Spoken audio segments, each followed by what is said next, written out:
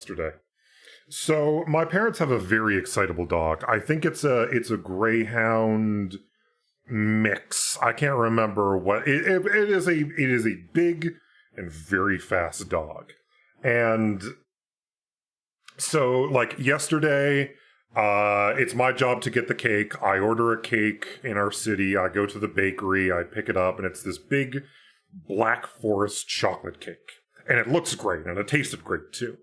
And then me and Aaron, we hop into the car, we drive to like the next city over where my parents live. And every time I come home, there's always an incident with the dog and my balls. Because Sam's a very excitable dog and loves jumping up on people and loves getting close to people. And I do my very best to shield myself. I do my very best to sort of cover myself or to intercept the dog beforehand, but at some point, that dog is going to scrape my balls. Either jumping up on me or just coming at me when I'm not paying attention. It's going to happen. So I'm already anticipating this. And rather than going through the backyard where I hear my parents, where I hear my brother and his fiance, I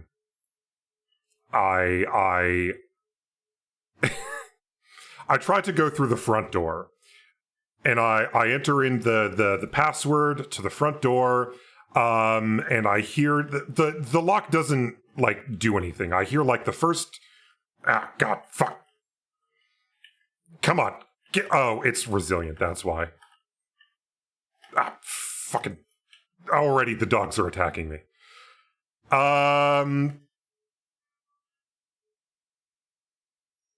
Where was I? And so, like, I hear the first beep and the second beep, and then next two key presses, nothing.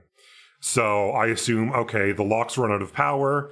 I can't go through the front door where I know the dog isn't, because I can hear the dog running around the backyard with my brother and his fiance's new dog. So I can't avoid the dog. So I sneak around the back, and I'm going to call out, like, hey, you know, we're coming in, make sure that the dogs are secured. But I see my dad at the gate. He opens the gate up, and I assume, okay, he wouldn't try to open the gate unless the dog is contained. Because, you know, very excitable dog would definitely run out through the gate.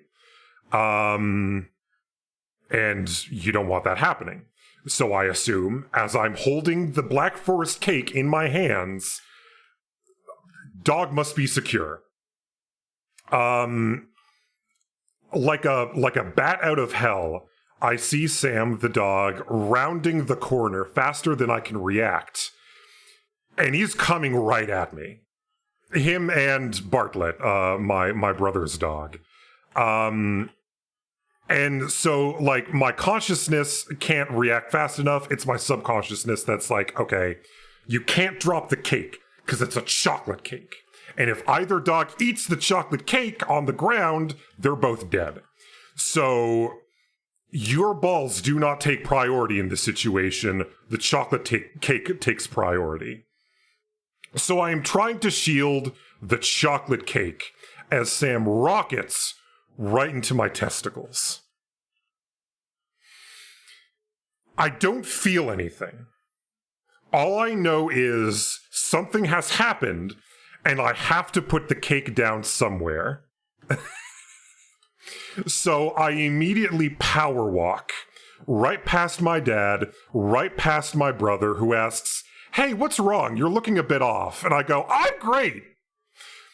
Right past my mom, right into the house through the back door. And I'm holding the cake at the kitchen island, and my mom's like, "Brad, what's wrong? What's going on? Take the cake. Take the cake, please. Grab the cake. Grab the cake." And my mom grabs the cake, and she thinks that I'm overreacting. And I stand there for a second, and my consciousness, my id, talks to my ego, and they notify one another, "Hey, we don't know how much in pain you are, but you are in a great deal of pain. So just sort of stand there for a second. Don't move too quickly. But at some point, you should probably make your way to the bathroom. Why is that me? Why do I need to go to the bathroom? Don't ask questions. Go to the bathroom right fucking now. Okay, so I move past my mom, and I go to the bathroom, and then I feel the pain, and then I immediately start vomiting. And I can't kneel down, I can't, bend over, so I'm doing everything in my power to, get the lid of the toilet open. I need this open. I don't care how much pain I'm in. I am not throwing up on top of the toilet. So I like a fucking trooper. And as this is all going on, I have my giant aviators on. So nobody sees the tears that have formed on my face. I am Orange Cassidy of AEW. I am stone-faced, tearing up, but no one can know. No one can know the suffering I'm in. And I didn't know I was crying because I was just in this fugue state where my testicles are hurting more than my brain can process. And it's more my right nut than anything else, but it's the kind of testicle pain where you feel it in your lower gut.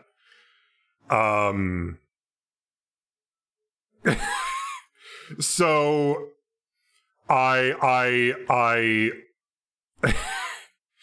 lift the toilet seat up and I immediately start vomiting. And the only thing I've eaten at that point in the day was a giant Tim Hortons ice cap coffee, and a chicken, bacon, ranch wrap.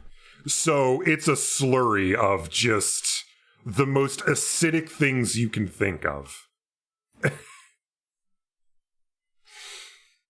And I'm there for a good, 20 minutes in the bathroom. And my mom, my dear sweet mom, who realizes, I'm not overacting, I'm not overreacting, because I'm vomiting, is, hey, Brad, are you okay, buddy? Is everything okay, sweetie? Yeah! Everything's great! Can I get you anything?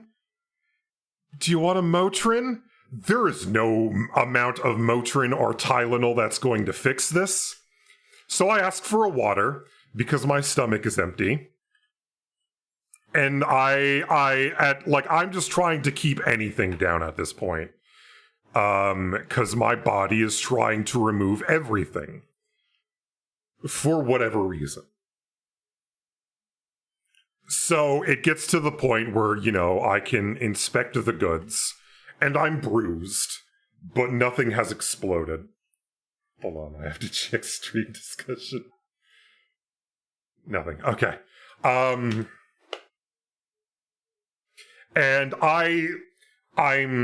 it gets to the point I can sit down, I can assess the damage, and I'm there for a good 20 minutes once enough of the pain has subsided where I'm not at a 9. I'm at a 7, and I can keep down water and Tylenol. I go upstairs, ice pack on my groin, and I lie down for a good 2 hours. And which sucks, because I miss out on, takeout for my dad's birthday. We ordered from the Mandarin, and I miss out on cake as well. So I was knocked out for a good 2 hours, and I'm fine.